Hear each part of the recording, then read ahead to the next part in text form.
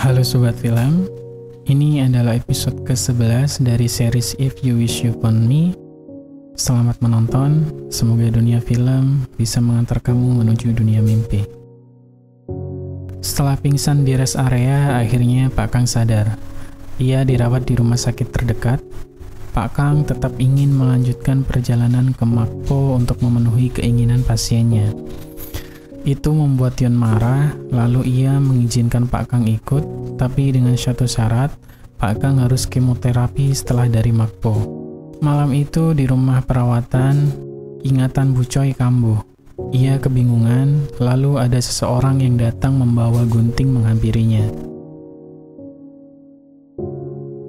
Sedangkan Pak Kwang di tepi jalan menunggu Bu Choi tapi tak kunjung pulang. Ia mencari Bu Choi di rumah perawatan, lalu ia menemukannya dengan keadaan rambut yang terpotong-potong dan memegang gunting. Pak Kwang mengambil gunting dari istrinya lalu pulang, dan dari jauh seseorang melihatnya. Sedangkan Yun, Seo, dan Pak Kang melanjutkan perjalanan ke Makpo.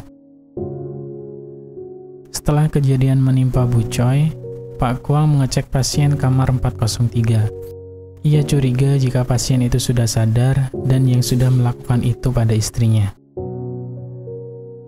Setelah menempuh perjalanan, akhirnya mereka sampai di Makpo. Karena rumah yang dituju berada di atas bukit dan tidak bisa dijangkau dengan kursi roda, akhirnya Yun menggendong pasien sampai ke tujuan.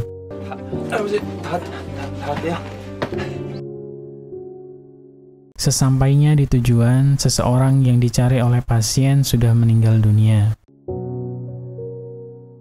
Lalu mereka pergi ke tempat pemakamannya.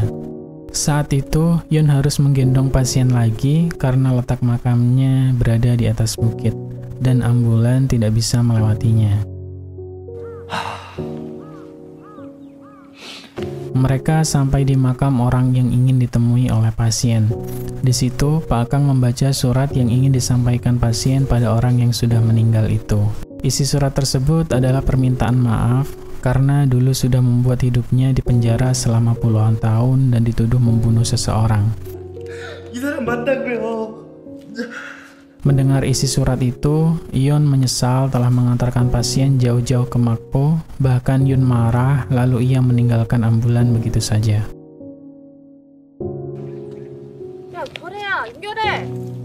Pak Kang dan Seo melanjutkan perjalanan pulang tanpa Yun. Malam itu, Pak Kwang dan Bu Choi sedang makan malam. Pak Kwang sedih melihat keadaan istrinya sekarang. Sedangkan dalam bus, Yun teringat perjuangan pasien untuk meminta maaf sampai ke Makpo. Itu membuat Yun tersadar. Ketika bus berhenti di rest area, Yun melihat ambulan rumah perawatan, lalu Yun turun dan menghampiri Pak Kang di ambulan. Saat menghampiri mereka, Yun beralasan membeli kue dan tidak sengaja melihat ambulan di rest area. Lalu mereka bergegas melanjutkan perjalanan pulang. Setelah sampai di rumah, pasien menyumbangkan sisa hartanya pada orang yang tinggal di Makpo. Sedangkan Yun berkunjung ke rumah Kyung atas perintah Seo, tapi Kyung tidak ada di rumah. Keesokan harinya di dapur rumah perawatan, Bu Yung terkejut melihat rambut Bu Choi, dan ingatannya semakin melemah. Bahkan Bu Choi tidak mengenali temannya.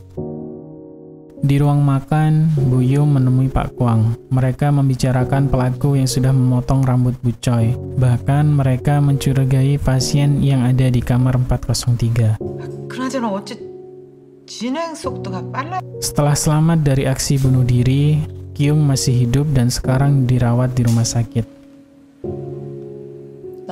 Setelah Jun menjenguknya, Kyung mengajak Jun keluar. Ia makan bersama, berfoto, menonton, dan Kyung meminta Jun membunuhnya bersama Yun.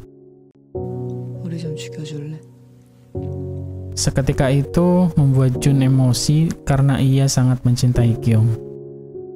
Malam itu di halaman rumah perawatan, Seo mengembalikan kalung pemberian Dr. Yang. Ia menolak cinta Dr. Yang dan itu membuat Dr. Yang kecewa. 세상에서 제일 재밌고 좋은 분 만나. Sedangkan Yun saat itu berada di kamar 403. Ia disuruh mengecek pasien yang ada di kamar itu, tapi tiba-tiba pasien memegang tangan Yun. Itu membuat Yun lari keluar kamar. Dan film pun berakhir. Sampai jumpa di episode ke-12. Selamat istirahat, selamat tidur, semoga mimpi indah.